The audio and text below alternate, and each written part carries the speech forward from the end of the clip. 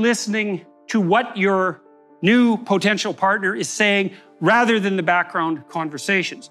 You might say, well, I want to hear what she has to say. Well, and then you might ask, well, why? And you might say, well, I want to be polite. And you might say, why? Well, I like this girl and I would like to explore the possibility of a relationship. Why? Well, because I believe that having a relationship with someone is valuable, and that's a subset of the notion that having relationships is valuable, and that's a subset of the notion perhaps of having stable, long-term, loving, monogamous relationships are the highest form of relationship, and that's a subset of the notion that, well, as you progress through life, one of the things you do is find a partner and establish a family and perhaps have children and contribute to the community in that way, and that's part of being a good citizen, let's say, and that's part of being a good person. And then there's an outside nesting of that too, because one question might be, well, what do you mean to be a good person? And of course, that's the problem of the logos.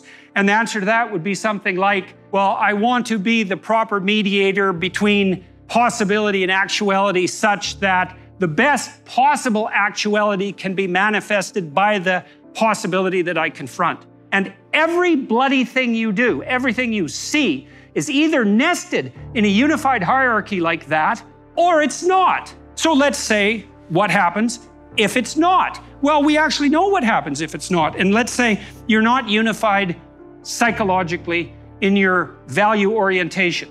Okay, what's the consequence?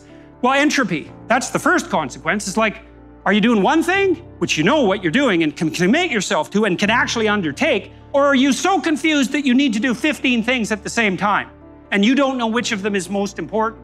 And the importance, by the way, is diluted by the multiplicity, right? Because if you pick something out as singularly important, you actually elevate it as important. If 15 things all of a sudden become equally important, they're all 1/15th as important, because if they weren't, you wouldn't have a problem sequencing them. And that means they're not motivating. So one of the consequences of that is that there's no positive emotion. Because positive emotion, enthusiasm and joy, happiness, let's say, is 100% dependent, as far as we can tell, on observations that you're progressing towards a valued goal. It's not attainment focused, that's satiation. You get something you want and you're satisfied about it. That's a whole different neurochemical system. But enthusiasm and joy that people associate with happiness manifests itself when you're moving towards a valued goal. So if you don't prioritize your goals because you don't exist within a structure of value, then you have no positive emotion. And positive emotion is half of forward-moving motivation. Well, in fact, in terms of forward movement, it's almost all the motivation, because the embodied manifestation of positive emotion is the movement towards a valued goal. That's what it is. That's why you have the positive emotion, because you are a creature that can move towards goals. And the emotional signaling of that is positive emotion. No goal, no positive emotion. No hierarchy of goals, dilution or eradication of positive emotion. Because if you're confused enough and you have 100 goals and you can't prioritize them, then every goal has 1% of the significance necessary to really move you forward. And so to be maximally motivated, you need to know why you're doing what you're doing, all the way up Jacob's ladder, all the way up. And that brings us to the notion of the macrocosm that's the heavenly hierarchy. And in some sense, it's a psychological macrocosm, although not in all senses, because it brings society into the purview. So here's a proposition. Any system of priorities is a structure of values. So you may or may not accept the proposition that you have to hierarchically arrange your perceptions. You also, by the way, have to do the same thing on the action front, because if you're inclined to do 10 things at once, you can do none. And consciousness, by the way, is a very narrow channel. And we generally can only concentrate on one thing at a time. And the reason for that, in some sense, is because we can only act out one thing at a time. And so not only do you have to prioritize your perceptions, which are action-based anyways, you also have to prioritize what you're going to do, because you have to do the first thing first, and then the second thing, and the third thing, and that's obviously a structure of priority.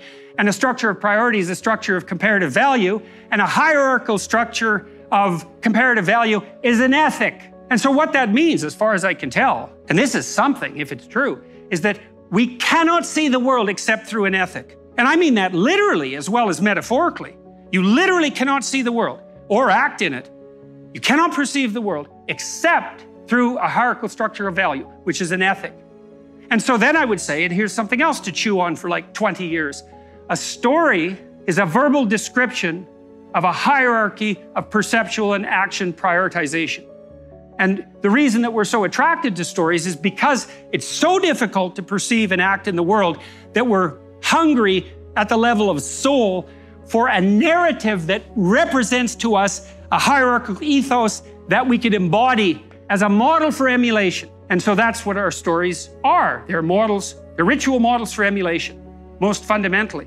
And the anti-hero story, well, that's easy enough to contend with. It's like, watch this person who ends up in catastrophe and hell and do the opposite of whatever it is they're doing. And so that's a powerful lesson because there's something very compelling, as we said before, about very powerful negative emotion. And so even if you don't believe in heaven, you might be able to conjure up a belief in hell. And if you can't, I would say, well, you're either not using your imagination or you're hiding, or so far you're just lucky. But I wouldn't expect that to last. And so you can certainly see the catastrophe and even the hellish catastrophe beckoning. And you might think plotting a route that would make that the least likely seems to be a good idea. And so part of the reason that we're fascinated by villains and supervillains, for that example, or part of the reason we're fascinated and endlessly so with figures like Lucifer and Satan, is because we're attempting to flesh out the nature of the antithesis to the worst kind of hierarchy of values. And that's gripping to us. It's gripping to us. Now, there's more to it as well, because we also will